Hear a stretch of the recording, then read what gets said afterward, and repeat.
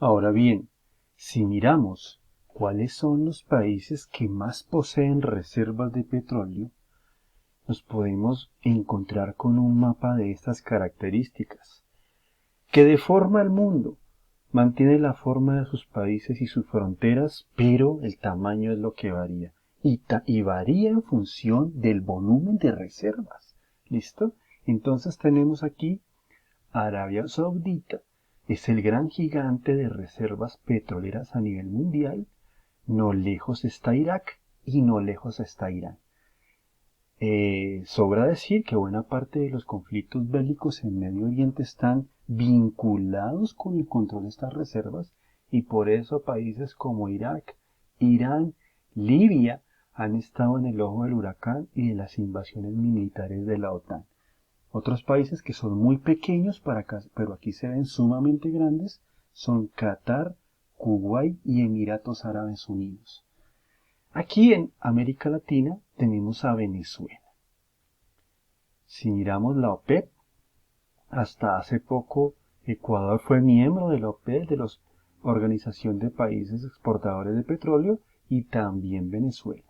¿Listo? Aquí tenemos un mapa.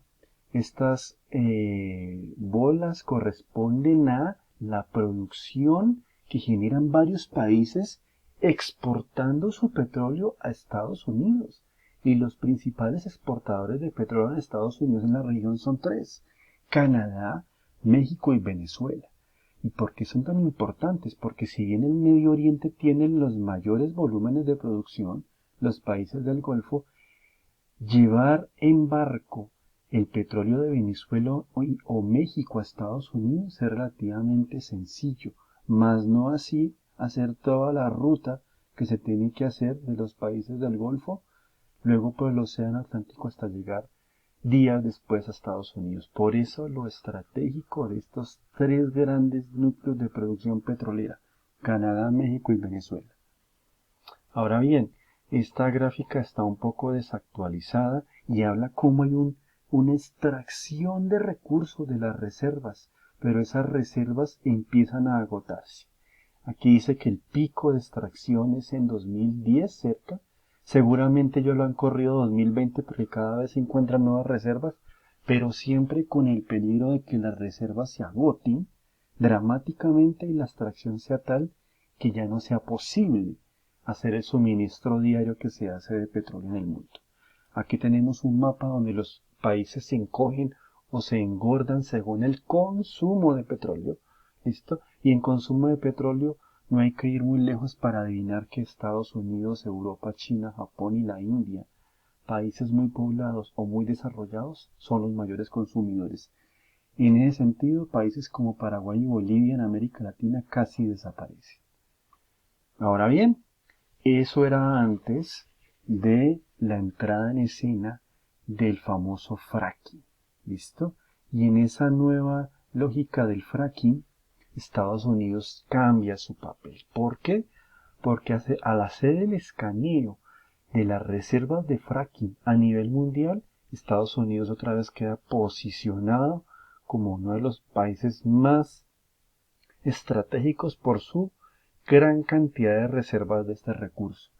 Esto significó hacer una nueva baraja de la geopolítica mundial. Y como Estados Unidos es potencia en reservas, pues ya la presión sobre los países productores y los conflictos bélicos tienden a bajar un poco. ¿Listo? Porque Estados Unidos es potencia mundial en extracción de fracking. Y esto, pues ya no le confiere a los países como Venezuela, como México, como los países del Medio Oriente una posición privilegiada, sino hay un reparto un poco más homogéneo en el mundo. ¿Listo? ¿Qué es el fracking? Para recordar, en la extracción mediante fractura hidráulica se inyecta agua a través de una serie de pozos a la roca. ¿Listo?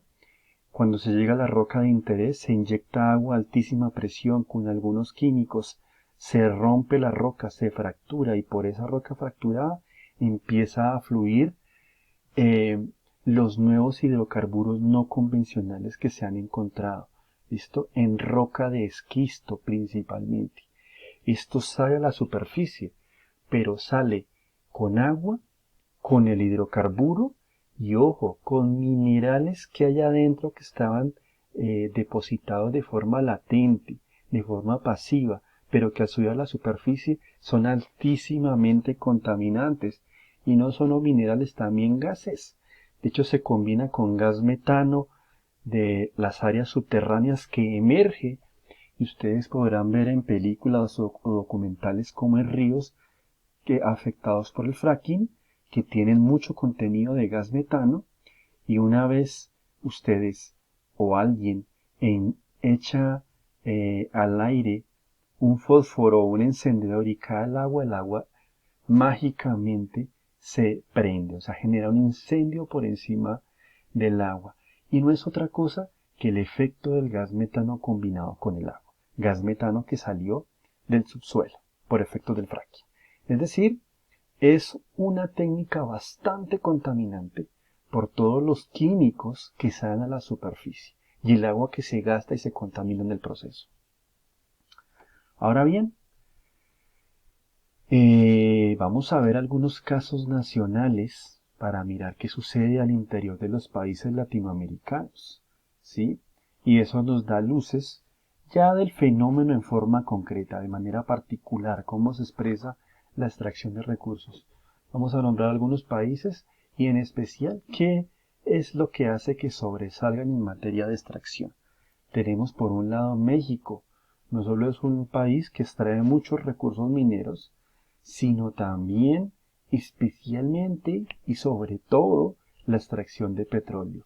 Petróleo que se concentra en sus reservas hacia el Golfo de México, compartiendo esta cuenca hidrocarburífera con los Estados Unidos, aquí en el Golfo de México. Ahora, como ya se dijo en otra sesión, la principal empresa petrolera de México es estatal, en proceso privatizador, que es Pemex. ¿Listo? De México. Otro país, Brasil. ¿Cuál es la realidad del país brasilero en términos de hidrocarburos? Acá hay una imagen de una plataforma de extracción submarina de hidrocarburos. Y eso es lo que es Brasil. De hecho, los principales campos petroleros están en las costas de Brasil, frente a Río y Sao Paulo, en este color como rojo o marrón. ¿Listo? Ahí están las grandes reservas y eso ha hecho a Brasil especialista en la extracción submarina de hidrocarburos a nivel global, ¿sí? Empresa que nace con el auge de extracción petrolera brasilero, nace, se desarrolla y se vuelve una transnacional, la empresa Petrobras de Brasil. ¿Listo? No solo tiene extracción de crudos, sino también extracción de gas, refinerías, oleoductos y presencia en todos los países sudamericanos, especialmente con la venta de combustibles. O sea, es una empresa que luego de su privatización se transnacionalizó. Y pues, clave nombrar que el escándalo de Petrobras de corrupción salpica al gobierno en su momento de Lula da Silva, ¿listo? Genera desprestigio y es la disculpa perfecta para hacer el golpe blando en Brasil a cargo de la derecha de ese país. Otra de las grandes empresas brasileras es Vale.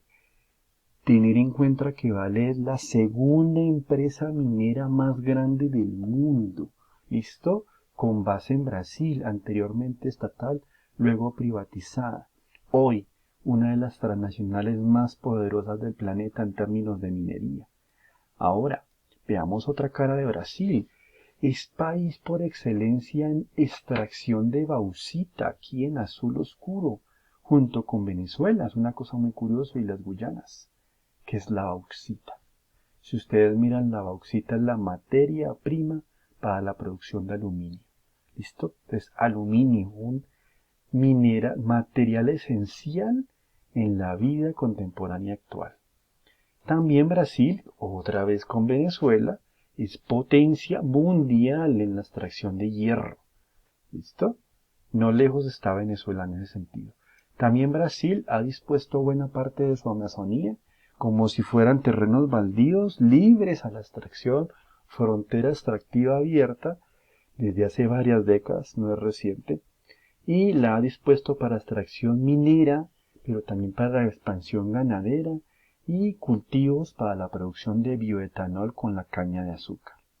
Entonces, se pierden espacios ecosistémicos a la costa de la ganancia de espacios económicos en la Amazonía brasilera.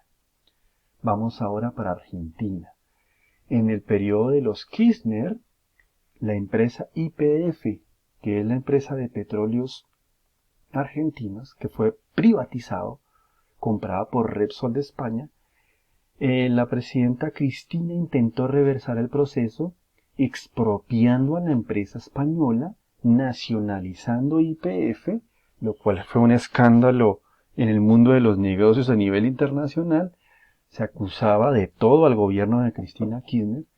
Hay un proceso de aparente nacionalización y paso siguiente, una vez se expropia la empresa española, se vende la mitad de las acciones a la empresa Chevron Texaco. O sea que la mitad quedó del gobierno argentino, la mitad de una empresa norteamericana. ¿Realmente fue un proceso de nacionalización o de cambio de manos y de regulación del poder de los privados en Argentina? Ahora bien, algo en lo que se viene últimamente destacando Argentina es en la explotación de gas. No es un país autosuficiente en gas, ¿listo? Pero su principal yacimiento tiene un nombre bastante particular, se llama Vaca Muerta, en la provincia de Neuquén. Ha sido muy controvertido por los daños ambientales y la lucha territorial de comunidades que se ha dado en la provincia de Neuquén. Esto es una zona semidesértica y produce más de la tercera parte del gas que requiere el país argentino. Hay que decir que buena parte, el grueso del consumo del gas argentino proviene de Bolivia, o sea que se generan relaciones de dependencia con países vecinos. Y hablando de Argentina, el famoso reclamo por las Islas Malvinas, esto también tiene que ver con esto, con el hallazgo de posibles grandes campos de extracción de hidrocarburos submarinos al lado de las Islas Malvinas, hoy reclamadas por Argentina, pero en poder de los británicos. Y hablando de escenarios marítimos, que a veces se, se desentiende un poco uno de ellos en materia geopolítica, tenemos a Cuba. Cuando se genera el acercamiento del gobierno de Obama con los Castro, hace unos pocos años, aparece este mapa. Una división por bloques petroleros de exploración, colindante con el Golfo de México, tan prolífico en hidrocarburos. ¿Listo? Aparecen los campos de extracción potenciales mapeados desde Estados Unidos. ¿Listo? Y entonces uno podría pensar que los acercamientos y apertura de Estados Unidos en su momento respecto a Cuba no eran desinteresados. ¿Listo? También hay todo un patrón de potencial extractivismo en términos de acercamientos geopolíticos. Ahora vamos a Venezuela. Sobra decir que hay una conexión entre Venezuela y Cuba. Se plantea que buena parte de la provisión de gasolina y hidrocarburos a Cuba se hace a través de Venezuela. Hay una dependencia absoluta en ese sentido. Buena parte de la estabilidad energética en el renglón de los hidrocarburos de Cuba se hace a través de Venezuela, hay que decirlo. Y Venezuela, como ya vimos antes, en su momento a cargo de Hugo Chávez, genera cierta incertidumbre, expectativa respecto a lo que iba a hacer Hugo Chávez con los recursos petroleros de ese país. Recordemos, como en el mapa anterior, que Venezuela fue uno de los países con mayor aporte de hidrocarburos vía exportaciones a los Estados Unidos. Pero el gran hallazgo de Chávez es este: la faja petrolera del Orinoco, dividida en 4 bloques, repartida en su momento esos bloques de extracción a varios países. ¿Listo? China, Argentina, Uruguay, Brasil, Chile, Ecuador, India, Rusia hicieron parte de esa repartición de bloques en su momento. Ahora, ¿por qué es tan importante la faja petrolera del Orinoco? Porque produce tanto, el nivel de producción es tanto, el que se puede llegar